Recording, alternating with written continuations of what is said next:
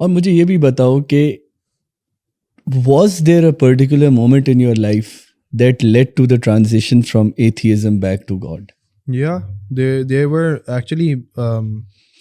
When I say atheism, it wasn't actual atheism where I went like God doesn't exist. It was just a question. नहीं बिल्कुल कि आपने मजहब को question किया कि यार ये क्या है, मतलब why is everyone pointed in this way and why is everyone talking like this instead of the common sense which says this.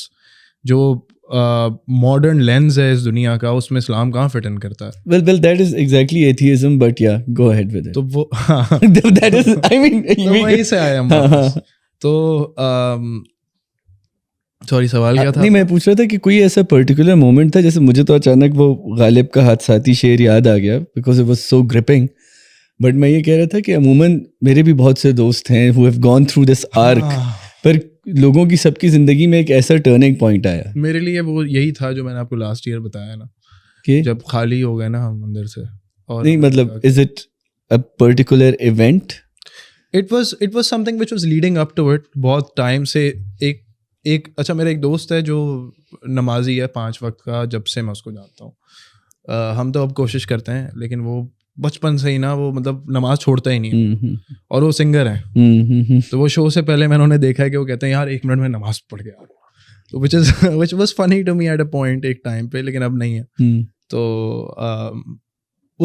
उसको एक दिन बैठे बैठे आई जस्ट वेंट लाइक यार मैंने काफ़ी टाइम से नमाज नहीं पढ़ी है और मुझे ना, क्योंकि मैं खाली था इतना, तो मैंने कहा यार मुझे वो बुला रहा है. तो और मुझे ना आंसू आ गया बोल के. तो मैं कहता है कि मैं नाम है उसका, तो ही वेंट लाइक यार आप नमाज पढ़ लो जाके. मैंने कहा यार मैं पढ़ता हूँ. और अब वही चलता रहा. हफ्ता हो गया मैंने नहीं पढ़ी. हफ्ते बाद जाके मैंने फिर पूरा प्रॉपर राइट्स की अपने दोबारा, और फिर पढ़ी मैंने नमाज. और फिर उसमें जो मुझे एक चीज़ रियलाइज़ हुई कि it might be placebo, I don't really care, but it gave me the comfort that I was seeking, and that was very important for me.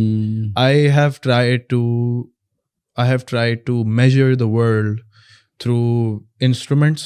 I have tried to measure the world through the physical attributes that it presents, but there is something intangible in place जो आपको नज़र आता है इंसानों में भी. मैं अक्सर बैठा होता हूँ तो ये सोचता हूँ कि यार एक पुल बनना है, वो यूँ बनना है. सही है. एक ज़मीन है, जैसे ये ज़मीन है ना, मैं गाड़ी इस पे चला रहा हूँ, खुद चल रहा हूँ. एक खड्डा आएगा, गाड़ी टायर नीचे जाएगा. सही है. ये इसका ऐसे डिज़ाइन है, ऐसे ही होगा. लेकिन एक इंसान आ सकता है इस दुनिया में जो पूरी इंसानियत का टाइड बदल दे एकदम से, पूरे माशरा बदल दे एकदम से. एक इंसान, हाउ कैन वन पर्सन, जबकि हम सभी भेड़ बकरियां हैं, इतने बड़ा मजमा है हमारा, how can one person rise above everyone else and through just something can change so much. You take examples of very popular people, Shahrukh Khan, Imran Khan, all of these people. How can they do that when even at times their power is mostly, a lot of the times it's imagined, it's not actually real power. How does a person with just his aura, जो आजकल बड़ा word use होता है, how can they manage to do that? तो वो एक intangible factor है इस दुनिया में जिसको आप नहीं टच कर सके.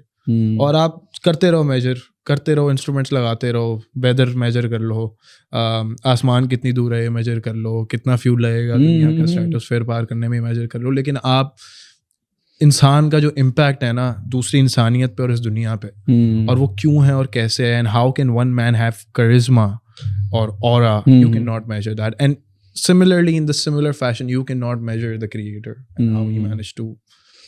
नहीं, और इसमें तो मॉडर्न एपिस्टेमोलॉजी या नॉलेज में इस वक्त एक ये भी बहस चल रही है. बहुत बड़े स्कॉलर हैं अहमद जावेद साहब, वो तो ये कहते भी हैं कि जब से जेम्स वेब टेलीस्कोप लम्हा कुन फयकुन की तलाश, वो कहते हैं बिग बैंग को, कि जब से वो लम्हा कुन फयकुन की तलाश में गया है और हमारे पास गैब से तस्वीरें आना शुरू हुई हैं. ठीक, I like how he puts it, गैब से तस्वीरें आना शुरू हुई हैं.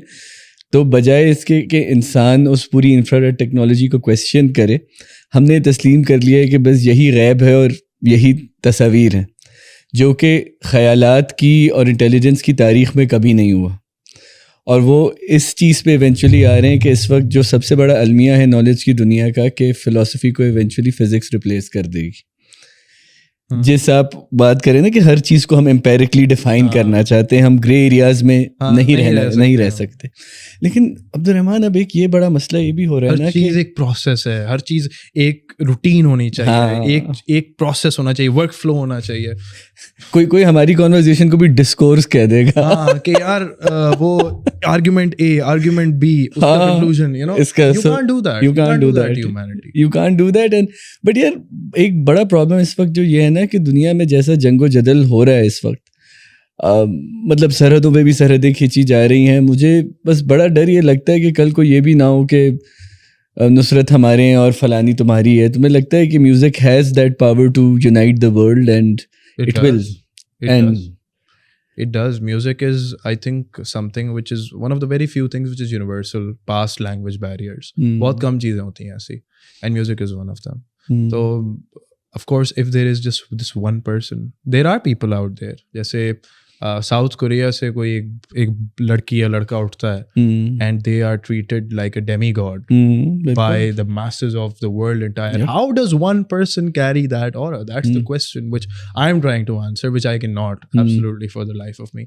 How does like every movie in Bollywood, if you watch it, हर किसी ने अपने हाथ खोले, हर बंदे ने, लेकिन एक बंदा हाथ खोलता है और मतलब and it becomes a global movement. How does that? देखो साउथ कोरिया में तो ना, मैं ये बता दूं कि के पॉप के जितने भी स्टार्स हैं ना, उन सब की कहानियां बाकायदा लिखी जाती हैं WWE की तरह।